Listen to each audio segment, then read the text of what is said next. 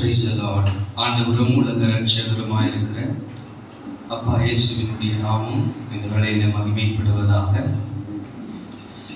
Jesus miracle ministry இம்மானுவேலுக்கு ஆண்டவர் கொடுத்த அந்த தரிசனத்தின் ஊழியத்தோடு இணைந்து அந்த ஊழியத்தை செய்வதற்கு ஆண்டவர் செய்த கிருபைகளுக்காக ஆண்டவருக்கு நான் நன்றி சொல்லுகிறேன்.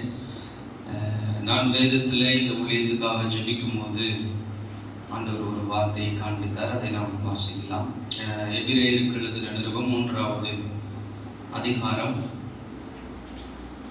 1-2 வசனங்களை நாம் வாசிக்கலாம். இப்படி இருக்க பரம அழைப்பிற்கு பங்குள்ளவர்களாகிய பரிசுத்த சகோதரரே, நாம் அறிக்கை பண்ணுகிற அப்போஸ்தலரும் பிரதான ஆசாரியருமாயிருக்கிற கிறிஸ்து இயேசுவை கவனித்து பாருங்கள். மோசே தேவனுடைய வீட்டில் எங்கும் உண்மையுள்ளவராய் இருந்தது போல இவரும் தம்மை ஏற்படுத்தினவருக்கு உண்மை உள்ளவராய் இருக்கிறார் என்று வேதம் சொல்கிறது. அப்போஸ்தலனாகிய பவுல் இந்த எபிரேயர் நிருபத்தை எழுதியிருக்கலாம் என்று சொல்லி வேத வல்லுநர்கள் கருதுகிறார்கள். அப்போ அவங்க சொல்லும் போது இந்த வேத வசனம் என்ன சொல்லுது அப்படின்னா, மோசே தேவனுடைய வீட்டில் எங்கும் உண்மையுள்ளவராய் இருந்தது போல இயேசு கிறிஸ்துவும் தம்மை ஏற்படுத்தினவருக்கு உண்மையுள்ளவராய் இருந்தார் என்று சொல்லி இந்த வேதம் சொல்லுகிறது.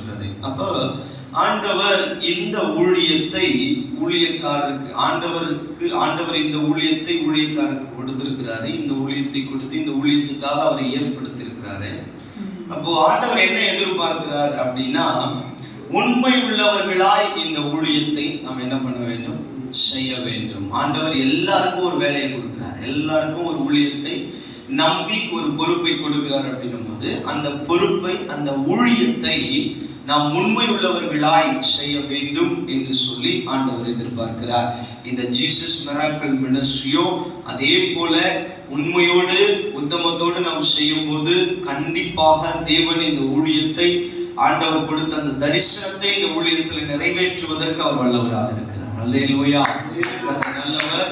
அப்போ ஒரு நாள் ஒரே ஒரு உதாரணத்தை மட்டும் சொல்லி நான் ஜெபம் பண்ணி இந்த செய்தி முடிக்கலாம். என்ன அப்படின்னா, ஒரு நாள் சீஷர்கள் எல்லாரும் சேர்ந்து வந்து, நான் யோவான் 4வது அதிகாரத்துல 31வது வசனத்திலிருந்து வாசிக்கிறேன்.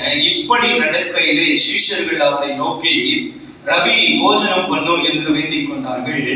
அதற்கு அவர், நான் புசிப்பதற்கு நீங்கள் அறியாத ஒரு போஜனம் எனக்கு உண்டு என்றார். அப்பொழுது சீஷர்கள் ஒருவரை ஒருவர் பார்த்து, யாராவது அவருக்கு போஜனம் கொண்டு வந்திருப்பானோ என்றார்கள்.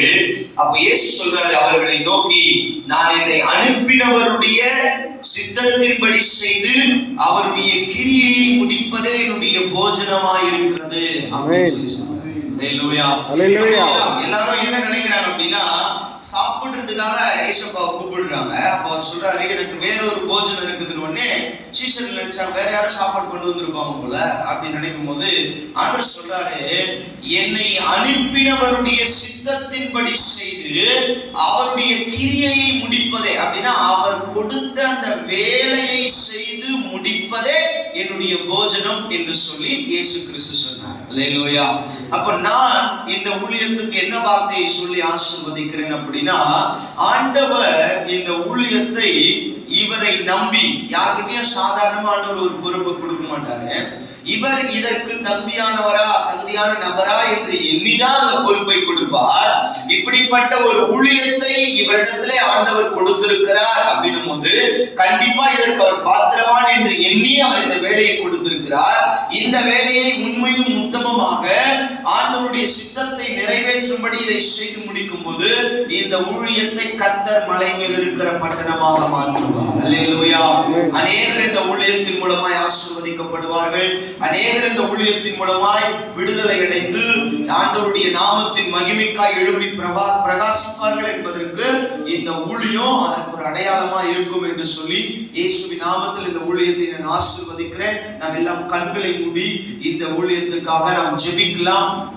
ஆண்டவர் இந்த ஊழியத்தை என்ன நோக்கத்தோடு ஊழியரிடத்துல அந்த தரிசனத்தை கொடுத்து ஆண்டவர் பேசியிருக்கிறாரோ அந்த தரிசனம் நிறைவேறத்தக்கதாக, அந்த தரிசனத்துக்காக உண்மையோடு உழைக்கத்தக்க பலனை ஊழியக்காரருக்கு கர்த்தர் கொடுக்கும்படியாக இந்த தரிசனத்தை நிறைவேற்றுவதற்கு அவரோடு இணைந்திருக்கிற இந்த ஒவ்வொரு நபர்களும் அந்த தரிசனத்தை புரிந்து கொண்டு அந்த தரிசனத்துக்கு ஒத்து அந்த தரிசனத்தை நிறைவேற்றுவதற்கு உதவி செய்கிறவர்களாக இங்கிருக்கிற ஒவ்வொரு இதனுடன் நிறைந்திருக்கிற ஒவ்வொரு ஊழியர்களையும் கர்த்தர் அப்படிப்பட்ட கிருபையினால் நிரப்புவீராக என்று சொல்லி இயேசுவின் நாமத்தை சொல்லி நாங்கள் ஜெபிக்கிறோம், ஆசீர்வதிக்கிறோம். உங்க நாமம் மகிமைப்படுவதாக. இயேசுவின் நாமத்தில் பிதாவே, ஆமென்.